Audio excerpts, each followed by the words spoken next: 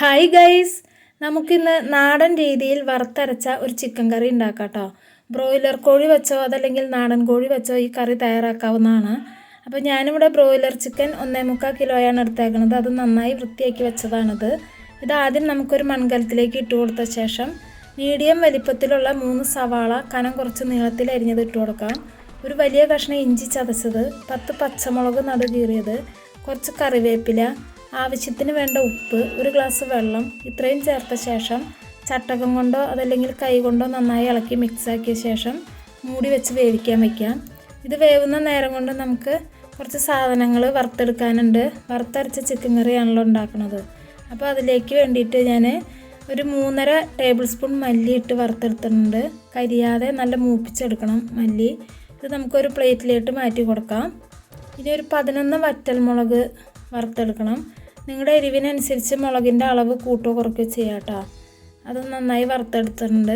ഇനി തീ ഓഫ് ചെയ്യുക. തീ ഓഫ് ചെയ്ത ശേഷം നമുക്ക് കുരുമുളകാണ് അതിലേക്ക് വറുത്തെടുക്കാനുള്ളത്. തീ ഓഫ് ചെയ്ത ശേഷം ചീഞ്ചട്ടിയിലേക്ക് 2 ടീസ്പൂൺ കുരുമുളക് ഇട്ട് കൊടുക്കുക. കുരുമുളകും നിങ്ങളുടെ എരിവിനനുസരിച്ച് ഇട്ട് കൊടുക്കുക കേട്ടോ. 10 ഏലക്ക, ഒരു 5 കഷ്ണം പട്ട, ഒരു 10-17 ഗ്രാമ്പു, ഇത്രയുണ്ട്. ഒരു മിനിറ്റ് ഒന്ന് ചെറിയ തീയിലൊന്ന് ചൂടാക്കി എടുത്താൽ മതിയാവും. മസാലകൾ ഒരിക്കലും കരിയരുത് കേട്ടോ. ഇനി നമുക്ക് അരമുറി നാളികേരവും 12 വെളുത്തുള്ളി മുഴുവനോടെ ഇട്ടിട്ട് വറുത്തെടുക്കാം. തേങ്ങയിലൊട്ട എണ്ണ ചേർക്കേണ്ട ആവശ്യമൊന്നുമില്ല, വെറുതെ വറുത്തെടുത്താൽ മതിയാവും. നല്ല ബ്രൗൺ കളറിൽ ഇതുപോലെ നല്ല ക്രിസ്പി ആയിട്ട് വറുത്തെടുക്കുക. ഇത് ചൂടാറാനായിട്ട് ഇവിടെ വയ്ക്കാം. നമ്മുടെ ചിക്കൻ വേവിക്കാൻ വെച്ചത് വെന്തോന്ന് നോക്കട്ടെ കേട്ടോ. നന്നായി ചിക്കൻ വെന്ത് പാകമായിട്ടുണ്ട്. അതിലേക്ക് നമുക്കിനി മസാലയും തേങ്ങ അരച്ചൊഴിക്കണം. ചൂടാറിയ തേങ്ങ മസാല ഞാൻ ജാറിലേക്ക് ഇട്ടിട്ടുണ്ട്. അതിലേക്ക് ഒരു 3/4 ടീസ്പൂൺ മഞ്ഞൾപ്പൊടി ഇട്ടിട്ട് ആവശ്യത്തിന് വെള്ളം ഒഴിച്ച് ഞാനത് അരച്ചെടുത്തതാണ്. ഇത് നമുക്ക് വെന്ത ചിക്കനിലേക്ക് ഒഴിച്ചു കൊടുക്കാം.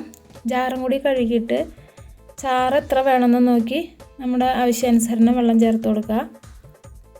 ഇനി ആവശ്യത്തിന് വേണ്ട ഉപ്പും കൂടി ഇട്ടിട്ട് നന്നായി ഇളക്കി മിക്സാക്കിയ ശേഷം മൂടി വെച്ചൊന്ന് നന്നായി തിളപ്പിച്ചെടുക്കുക. അപ്പോൾ നമ്മുടെ കറി നന്നായി തിളച്ച് പാകമായിട്ടുണ്ട്. ഉപ്പ് എരിവെല്ലാം പാകാട്ടോ.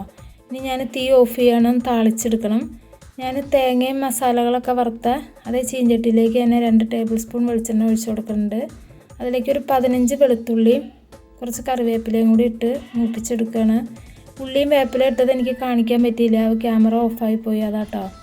അപ്പോൾ ഈ ഉള്ളിയും വേപ്പില നല്ല ബ്രൗൺ കളറിൽ ഇതുപോലെ ഒന്ന് മൂപ്പിച്ചെടുത്ത ശേഷം നമുക്ക് കറിയിലേക്ക് ചേർത്ത് കൊടുക്കാം.